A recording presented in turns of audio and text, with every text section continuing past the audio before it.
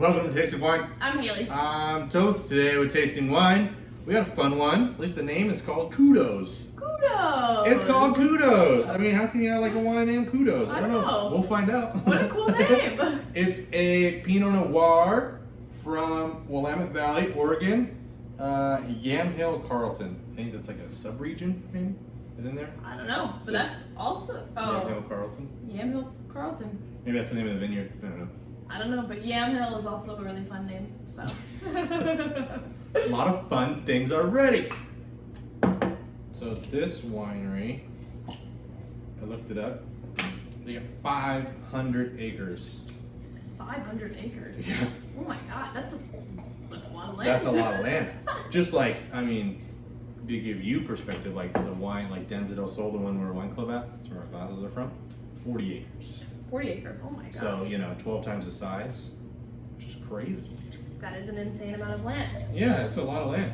But already the color is so cool. It's like yeah. barnyard red. You love the barnyard. I do. I love the barnyard red.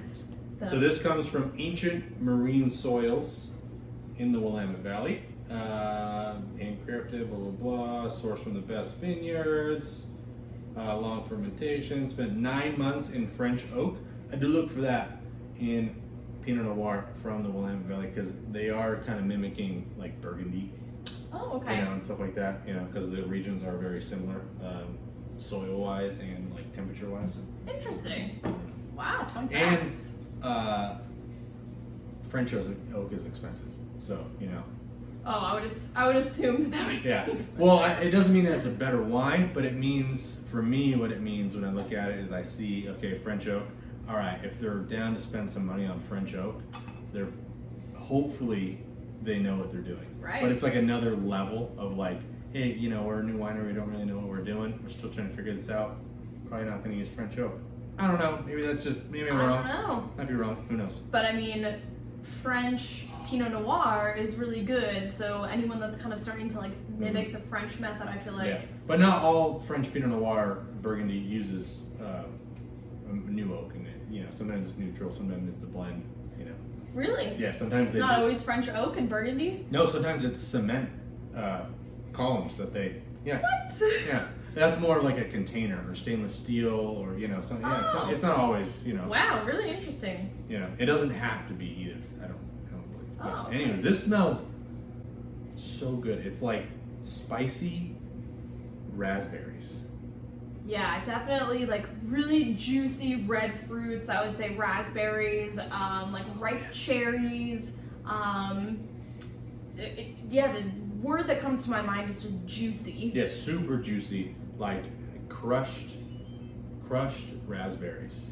But there's a little bit of spice in there. It's not a black pepper spice, but there's some spice. Yeah, there is some sort of like dark spice in there. Yeah. I do get like a little bit of like wet wood, kind of. Okay. So I don't know if that's like the French oak kind of coming through. Yeah. Sometimes with the oak, I'll get like silkiness, but I haven't tried it yet, but Yeah, you don't really get anything like silk on the smell. That's kind of all I'm getting on the smell is just, those few things. Yeah, not really too complex on the smell, but pleasant nonetheless. Very pleasant. Love the name. KUDOS. This is a 2017. It's 13.5% alcohol. Ooh, there's almost a little bit of like blueberry, maybe a little like blueberry pie on there. Yum, yum, yum. And how is the taste? Oh, I'm gonna wait. I'm gonna wait. What are you waiting for? I'm waiting for you to try it. Wait for you to try it. It's like that. It's like raspberries. It's like spicy raspberries. Huh? Yeah, it with really is. With a little bit of strawberry.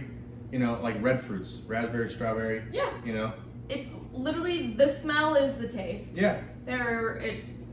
I think Yep. I think this is one that can only benefit from like a little bit of time, maybe a decant or something like that. Right. I just think those flavors are gonna get longer, like a little bit more expanded. I don't think it's gonna develop like crazy interesting. But this, it's good. It's really good. Yeah. This is the reserve, so I definitely wouldn't buy. I don't want to say definitely wouldn't buy, but this one was $3 more than their regular one. You know? Yeah, to me this is like still a little like acidic on the taste. It's kind of thin too. Yeah, a little thinner. Yeah. And I mean, sometimes you do get that with Pinot Noir. You know, it's like known for being kind of like a light and really approachable wine. But I can see this needing a little bit more age. To me, this is a little young. Really? So you'd leave it in the bottle in like a wine fridge or something, like a cellar or something? Yeah, like that? I think maybe I would age it a little bit. I mean, I think it would be interesting to see what happens with the decant. I don't anticipate any sort of like spectacular changes. It's not, it'll get maybe, I would say like 10-15% better, but it's not rapidly going to change into an amazing wine. I'm not hating on it. I like it. I think it's a beautiful wine. You know? No, I think it's good. Honestly, I think that this would be a good wine for sangria.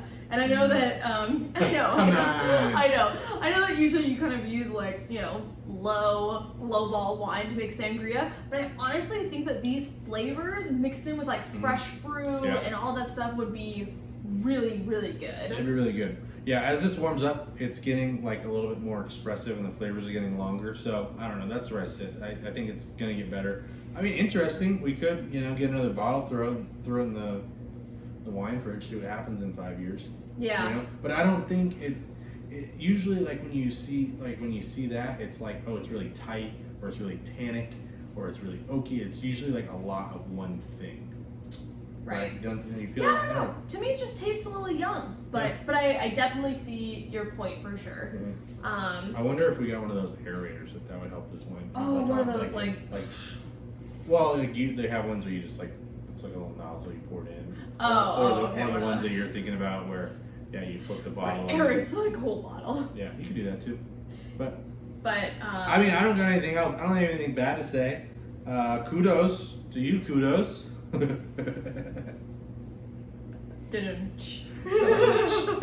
Yeah. Well, anywhoos, thank you for joining Here's Taste Wine. Make sure you get out there and taste some wine.